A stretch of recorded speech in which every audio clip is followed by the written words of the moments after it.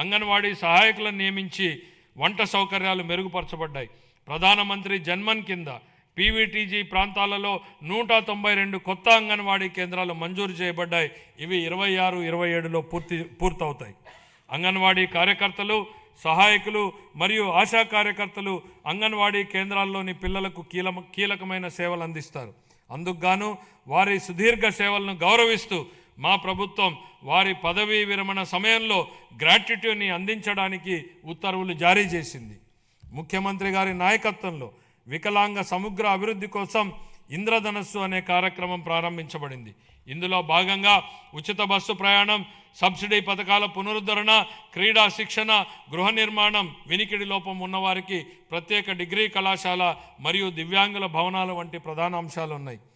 2026-27 ఆర్థిక సంవత్సరానికి నేను ఈ కేటాయింపులను ప్రతిపాదిస్తున్నాను.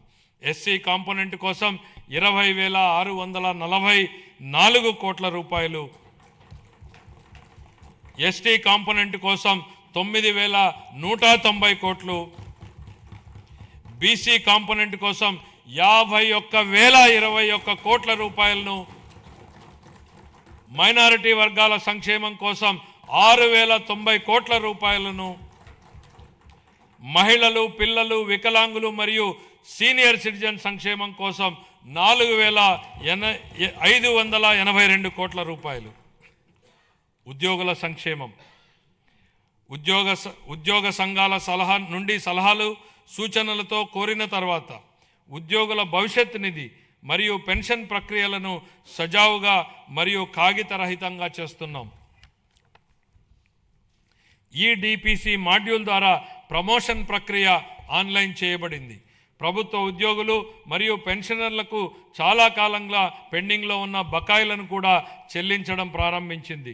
1,100 కోట్ల రూపాయల డిఆర్ బకాయిలను విడుదల చేశాం. జీపీఎఫ్ మరియు జిఎల్ఐ చెల్లింపులు క్రమం తప్పకుండా చేయబడుతున్నాయి. సిపిఎస్ ఉద్యోగులకు వారి పిఆర్ఏఎన్ అకౌంట్లో ప్రభుత్వ వాటాతో కలిసి ఎప్పటికప్పుడు కాంట్రిబ్యూషన్ జమ చేస్తున్నాం. మహిళా ఉద్యోగులకు వారి వృత్తి మరియు వ్యక్తిగత జీవితాలలో సమతుల్యతను పెంపొందించే దిశగా సర్వీసులో ఎప్పుడైనా పిల్లల సంరక్షణ సెలవులను పొందేందుకు వీలుగా పిల్లల వయోపరిమితిని తొలగించాము.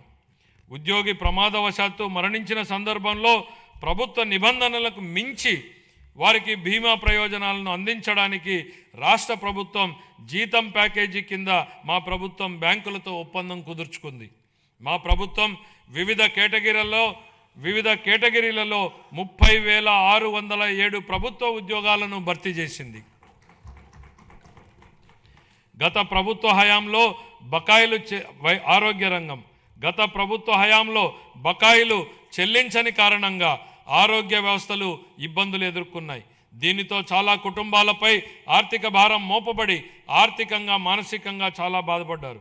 గత ప్రభుత్వ ఆరోగ్య రంగానికి చెల్లించవలసిన 6,486 కోట్ల రూపాయలు బకాయిలను చెల్లించకుండా వదిలేసింది. వీటిలో ఎక్కువ భాగం మా ప్రభుత్వం చెల్లించి ప్రజలకు ప్రభుత్వం మీద విశ్వాసం కల్పించింది. వ్యాధి చికిత్స కన్నా నివారణే ముఖ్యమని మేము నమ్ముతున్నాం. నివారణ వల్ల ఆరోగ్య అవసరాలపై జేబులో నుంచి ఖర్చు గణనీయంగా తగ్గిస్తుంది. మా ప్రభుత్వం అధికారం చేపట్టిన తర్వాత పౌరుడిని ఆరోగ్య సంరక్షణలో కేంద్రంగా ప్రాజెక్ట్ సంజీవనిని చేపట్టింది.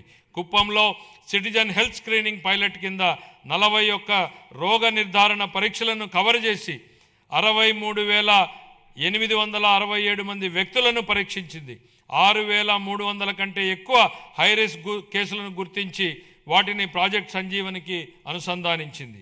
2026-27 సంవత్సరానికి ఆరోగ్య, వైద్య మరియు కుటుంబ సంక్షేమ శాఖకు